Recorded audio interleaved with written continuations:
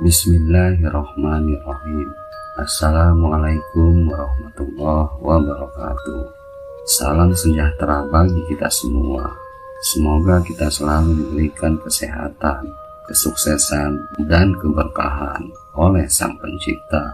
Amin. Kali ini saya akan membawakan cerita horor berjudul Tali Gaib Kemamang yang ditulis oleh akun Twitter Nyata. Sebelum ceritanya lanjut, alangkah baiknya bantu support Lembah Misteri dengan cara like, komen, subrek, dan share. Juga aktifkan lonceng notifnya, karena tanpa support dari kalian, pastinya Lembah Misteri nggak akan berkembang, Bo. Ini juga nggak kalah penting, Bo. Jangan lupa support juga akun Twitter Nyata dengan cara follow akunnya yang saya cantumkan di kolom deskripsi. Oke, nggak usah berlama-lama lagi. Kuy, kita simak ceritanya.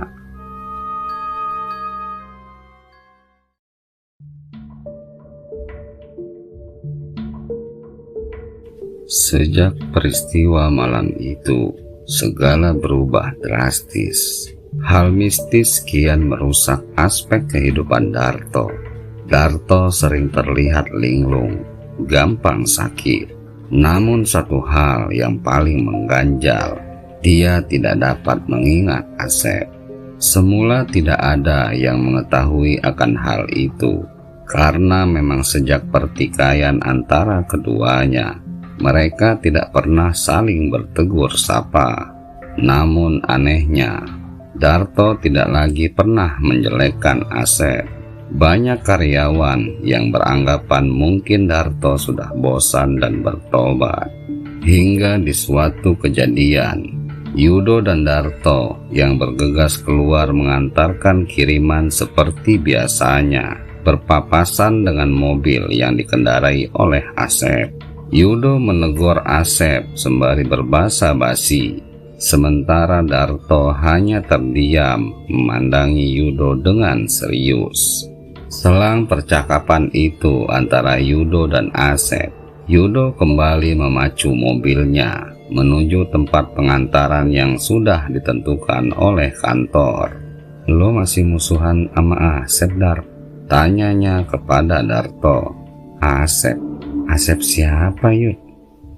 Lo setelah nabok orang pura-pura amnesia," ketus Yudo. "Sumpah, Asep siapa?" tanya Darto kembali. "Tadi kita papasan sama siapa? Terus gue ngobrol sama siapa?" "Ngobrol? Lu bercanda, Yud. Justru gue bingung. Lu ngapain tadi lama ngetem gak jalan-jalan? Terus mobil tadi kenapa parkir sembarangan di situ? Malah ngomong sendiri," tanya Darto kembali. Yudo sedikit kesal dan merasa Darto mempermainkannya karena mengungkit soal Asep.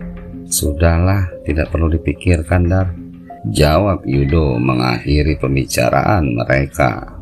Di lain hari, kejadian yang sama acap kali terjadi.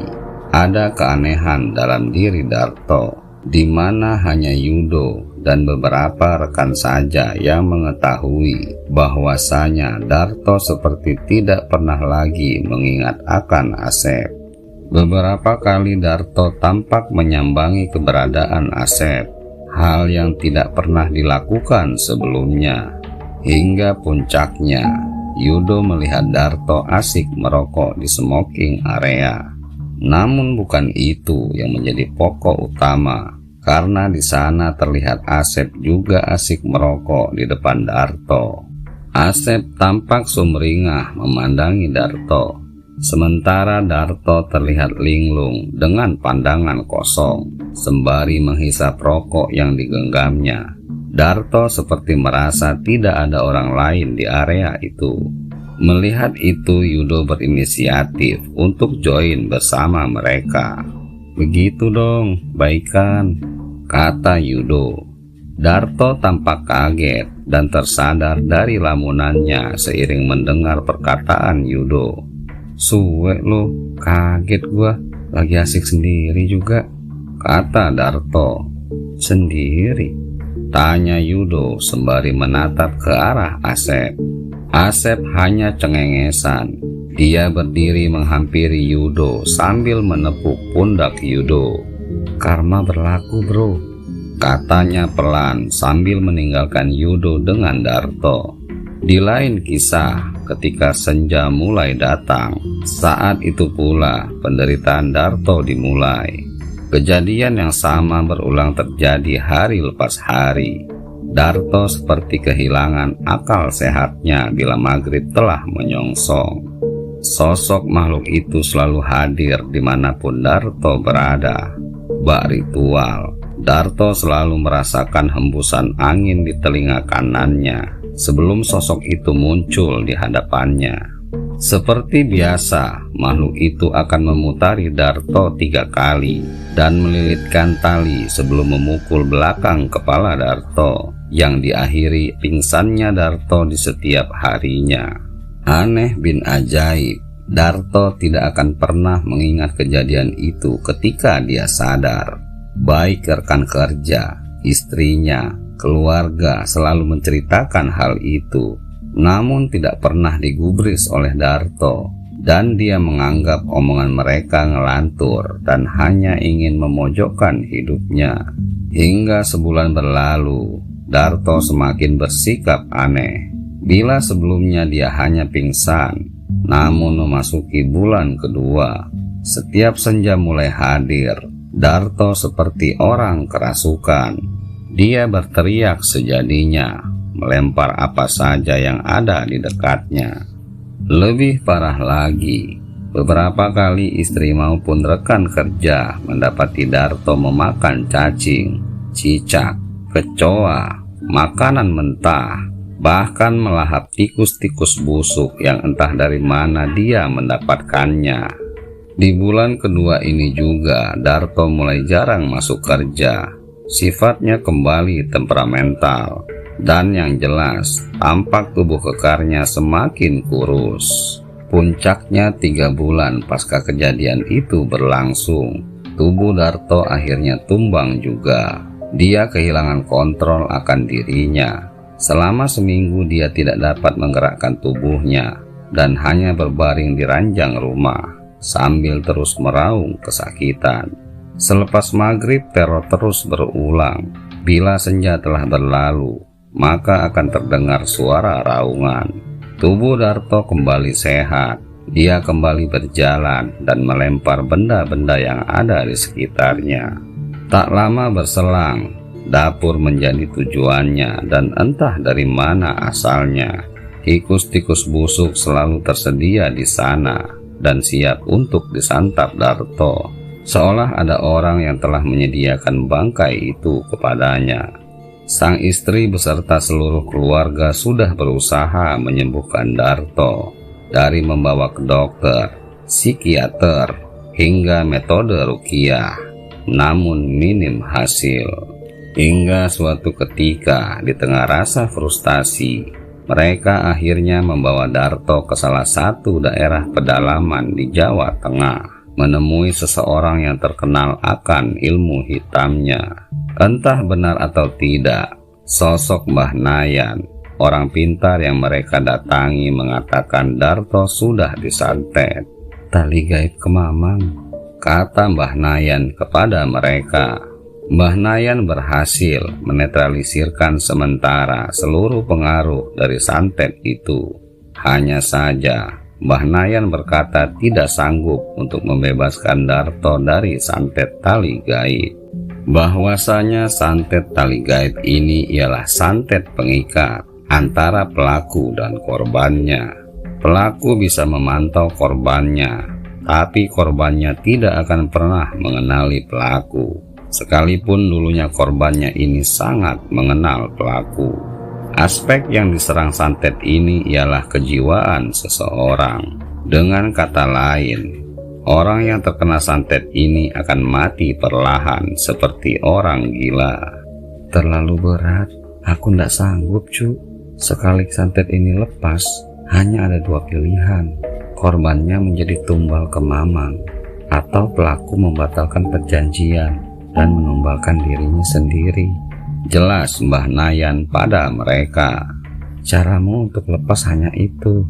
Pelaku harus melepaskan ikatan tali gaib itu dari kamu dengan nyawanya sebagai pengganti. Kamu mungkin tahu siapa pelakunya, tapi begitu kamu keluar dari pintu rumah ini, setan itu akan kembali menggerogotimu dan kau tidak akan mengingatnya lagi. Seketika wajah Asep terpampang. Dia mengingat Asep, tapi semua sudah terlambat. Asep tidak mungkin mau mengorbankan diri, pikir Darto di dalam hatinya. Apa kamu mau membalas kelakuan temanmu itu? Tanya Mbah Nayan kembali. Aku bisa mengirimkan hal serupa kepada dirinya, tapi ingat, dengan perjanjian yang sama. Darto murung, jiwanya seperti ingin membalas, namun jauh di dalam hati kecilnya. Dia menginginkan semua diakhiri. Dia ingin berdamai dengan hidupnya. Sudah Mbah, saya ikhlas, kata Darto. Air mata pecah mengisi sudut ruangan itu. Seluruh keluarga yang ikut mengantarkan Darto menangis mendengar perkataannya. Untuk saat ini, hanya memohon maaf yang ingin Darto lakukan kepada Asep. Darto berusaha menghubungi Asep, namun Asep tak sekalipun mengangkat telepon Darto. Beberapa kali SMS dan WA berisi permohonan maaf tidak juga direspon oleh Asep. Di tengah rasa frustasi, Darto berusaha menceritakan akan hal ini kepada Yudo, karena dia tahu bila dia keluar dari rumah Mbah Nayan, maka dia tidak akan mengingat apa yang sebenarnya telah terjadi. Darto menelpon Yudo, diceritakan semua tentang apa yang dialaminya. Dan di akhir percakapan Darto dengan Yudo, wajah Darto tampak berkaca. Air mata jatuh menetes di wajahnya. Sampaikan permohonan maafku ya Yud. Aku tahu salah. Aku menerima segalanya. Ini karmaku. Hanya seminggu selang pengobatan yang dilakukan Mbah Nayan, Darto kembali dihantui oleh dahsyatnya teror tali gaib. Di pagi hari dia sadar, namun tidak dapat menggerakkan tubuhnya. Sementara malam hari, dia tampak sehat, namun kehilangan kontrol akan dirinya. Mau tidak mau, sang istri terpaksa menggadaikan seluruh aset yang ada demi menyambung hidup Darto. Apalagi semenjak keadaan Darto yang sudah tidak dapat berbuat apa-apa, Darto pun kehilangan pekerjaan. Kantor tempat dia bekerja akhirnya memutus sepihak kontrak dengan Darto. Sang istri sempat memohon kepada Yudo agar diantarkan meminta maaf kepada Asep. Namun dendam Asep sepertinya sudah berkarat. Dia tidak mau menanggapi segala ucapan istri Darto. Tapi di luar peran antagonis yang ditunjukkan Asep, sebenarnya Asep juga sudah memaafkan Darto. Namun dia tidak dapat membatalkan santet tali gaib karena takut nyawanya yang akan menjadi tumbal. Acap kali Asep menitipkan uang kepada Yudo untuk diberikan kepada istri Darto. Tepat 6 bulan dari santet itu dilepas, keadaan Darto semakin parah. Tubuhnya kurus kering. Tidak sampai di situ, dia sudah tak dapat mengenali siapapun. Tingkahnya semakin menjadi dan meresahkan. Darto pun dibawa ke kampung halamannya. Di sana dia dipasung agar tidak melakukan hal-hal berbahaya. Dan setelah 8 bulan harus mengalami derita, Darto akhirnya menghembuskan nafas terakhir seiring dengan palung gantung yang muncul. Saat itu sebenarnya sudah jauh hari diprediksi oleh Mbah Nayan. Bila nanti kalian melihat bola api terbang, tandanya semua telah berakhir. Dan malam itu semua keluarga berdoa agar Darto terlepas dari segala siksanya. Teriak Darto menggelegar keras. Entah rasa sakit seperti apa yang dideritanya, sampai suara teriakan itu sangat menyayat hati. Hampir berjam-jam teriakan itu menggelegar, hingga riuhnya malam itu tiba hening bak larut pada kepedihan. Darto pun akhirnya sampai pada sakaratul maut. Di akhir hayatnya, dia berulang kali mengucap, "Terima kasih, terima kasih." Entah untuk siapa kata itu dia ucapkan, tapi di akhir hayatnya, Darto mati dengan wajah tersenyum.